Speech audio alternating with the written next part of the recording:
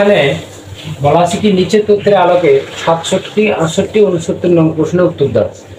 শ্রেণী ব্যাপ্তি দেওয়া আছে কত 21 থেকে 30, 31 থেকে 40, 41 থেকে কত 50, 51 থেকে 60, 61 থেকে কত 70। গণসংখ্যা আছে কত 6, 10, 12, 15, 17। 67 নম্বর যে অঙ্কটা আছে যে এফসি এর মান কত। এফসি কতে আছে 12, কতে আছে 15, কতে আছে 16, কতে আছে কত 28। তাহলে এফসি আমরা যখন বের করব, এফসিটা আসলে কিভাবে আমরা বের করব সেটাও তো আমাদের একটা জানার বিষয়। তাহলে এখানে দেখো আমাদের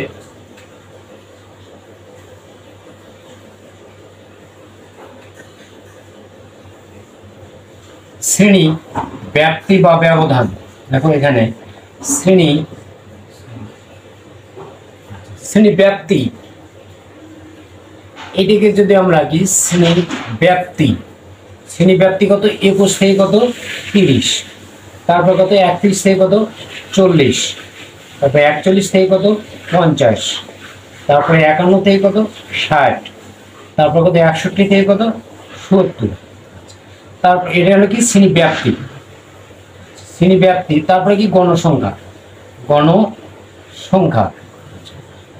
আমাদের আছে কত 6, তারপর কত 10, তারপর কত 12, 15, তারপর কত 7। তারপর হবে কি ক্রমযোজিত গণসংখ্যা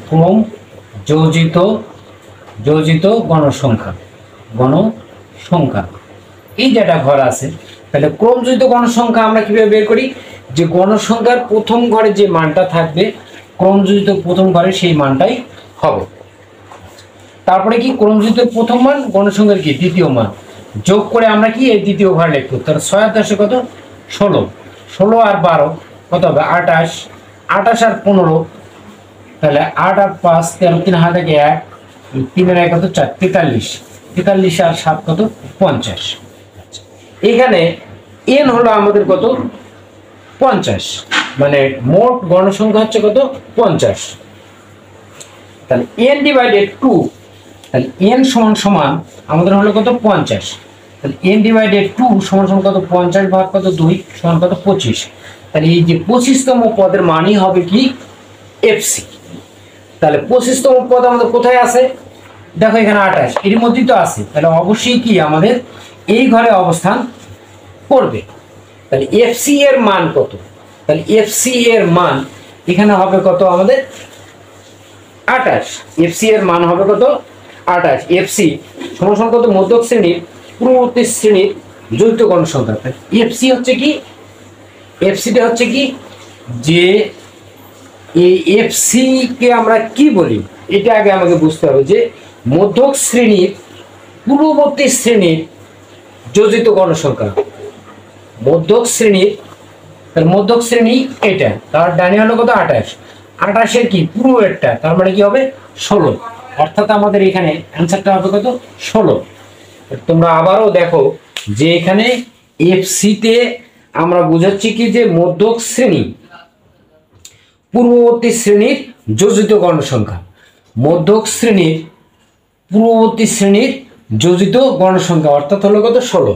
আচ্ছা, এখন 68 নম্বর বলছে কি মধ্যক শ্রেণীর উচ্চ সীমা নিচের কোনটি। তাহলে মধ্যক শ্রেণীর উচ্চ সীমা কোনটি, তাহলে মধ্যক শ্রেণী আমাদের এখানে সর্বোচ্চ গণসংখ্যা আছে কত 15, সর্বোচ্চ গণসংখ্যা কত 15। তাহলে এই 15-র উপরে যদি আমরা দেখি এখানে যে আমাদের শ্রেণী ব্যাপ্তি আমাদের কত আছে 51 থেকে কত 60, 51 থেকে 60। আচ্ছা, এখন এখানে মধ্যক শ্রেণীর উচ্চ সীমা কত, তাহলে মধ্যক শ্রেণীর যদি উচ্চ সীমা আমরা বের করতে চাই তাহলে এখানে আমাদের কি করতে হবে, টোটাল গণসংখ্যা আমাকে আগে বের করতে হবে। তাহলে টোটাল গণসংখ্যা হলো কত 50, তাহলে n ডিভাইডেড 2 50 ভাগ কত 2 সমান কত 25। তাহলে 25তম পদের মানই হবে কি এখানে, তাহলে 25তম পদ কোথায় হচ্ছে 10 আর 6 16, 16 আর হলো 12, তাহলে 28। তাহলে এই ঘরে অবস্থান করবে আমাদের উচ্চ সীমাটা, অর্থাৎ এই যে 25 আমরা বের করলাম n ডিভাইডেড 2, তাহলে এই যে n ডিভাইডেড 2, তাহলে মধ্যক 25তম পদ যার অবস্থান যার অবস্থান হবে কত 41 থেকে কত 50 এই ঘরে। তাহলে এখন এখানে মধ্যক শ্রেণী উচ্চ সীমা, তাহলে 41 থেকে কত 50, তাহলে এই 50 হবে কি আমাদের উত্তর, কারণ 50টা হচ্ছে কি উচ্চ সীমা আর 41টা হবে কি নিম্ন সীমা। আচ্ছা 69 নম্বর, প্রদত্ত উপাত্তের প্রচুরক কোনটি? প্রদত্ত উপাত্তের প্রচুরক, তাহলে প্রচুরক সমান সমান কি L plus F1 divided F1 plus কত F2 গুণ কত H। তাহলে এখানে L সর্বোচ্চ গণসংখ্যা আমাদের কোথায় আছে 15, তাহলে F1 হবে কত আমাদের 51, তাহলে F1 হচ্ছে কত আমাদের 51, তাহলে 51 যোগ F1, তাহলে এই 15 মাইনাস কত পূর্বেরটা, তাহলে 15 মাইনাস 12, তাহলে হবে কত 3, তাহলে এখানে 3 যোগ আর 15 মাইনাস কি পরবর্তীটা, তাহলে হবে কত 15 থেকে 7 বাদ দিলে কত 8 আর গুণন H, তাহলে এখানে শ্রেণী ব্যাপ্তি বা ব্যবধান আমাদের কত, তাহলে 21 22 23 24 25 26 27 28 29 30, তাহলে 10 হচ্ছে আমাদের কি শ্রেণী ব্যবধান বা ব্যাপ্তি। তাহলে 51 যোগ 3 × 30 8 আর 3 কত 11, তাহলে সমান সমান 51 যোগ এটাকে যদি আমরা ভাগ করি, তাহলে 30 কে যদি আমরা 11 দ্বারা ভাগ করি, 11 দুগুণে 22 থাকে কত 8 0, তাহলে এখানে 7 11 কত 66, 7 11 কত 77, 77 থাকবে কত 3 0, 11 দুগুণে কত 22 থাকবে কত 8 আবার 0, তাহলে 80, 7 11 কত 7, অর্থাৎ আমরা 2.73 আমরা লিখতে পারি, তাহলে 2.73, তাহলে সমান সমান 53.73, তাহলে এখানে দেখবো যে আমরা 53.73 কোনটা আছে, এই যে ঘ নাম্বার উত্তরটা আমাদের সঠিক।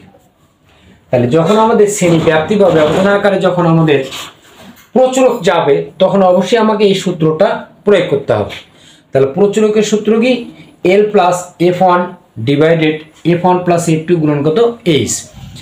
L হচ্ছে কি সর্বোচ্চ গণসংখ্যা, দেখবো আমরা কোথায় আছে, তার শ্রেণী ব্যাপ্তি 51 থেকে কত 60, তাহলে L হবে কি নিম্ন সীমা 51, আর F1 হবে কি সর্বোচ্চ গণসংখ্যা বিয়োগ কত পূর্ববর্তী গণসংখ্যা, তাহলে 15 বিয়োগ কত 12 সমান কত 3, আবার F2 হবে কত সর্বোচ্চ গণসংখ্যা বিয়োগ কত পরবর্তী গণসংখ্যা, তাহলে 15 মাইনাস কত 7 সমান কত 8 হবে। এখন ধরো যদি এখানে আমাদের সর্বোচ্চ এই ঘরে যদি আমাদের 15 থাকে টোটাল গণসংখ্যা, সর্বোচ্চ গণসংখ্যা যদি আমাদের এই ঘরে থাকে, তাহলে F1 হবে কি F1, তাহলে সর্বোচ্চ গণসংখ্যা বিয়োগ কত পূর্বেরটা, তার মানে এখানে যদি আমার 7 থাকে তাহলে 7 সমান কত 8। আচ্ছা F2 কি হবে সর্বোচ্চ গণসংখ্যা বিয়োগ কি পরবর্তীটা, তাহলে এই 15 পরে তো আর নাই, তার মানে কি 0, তাহলে সেই ক্ষেত্রে হবে কত 8। ঠিক আছে, ধন্যবাদ।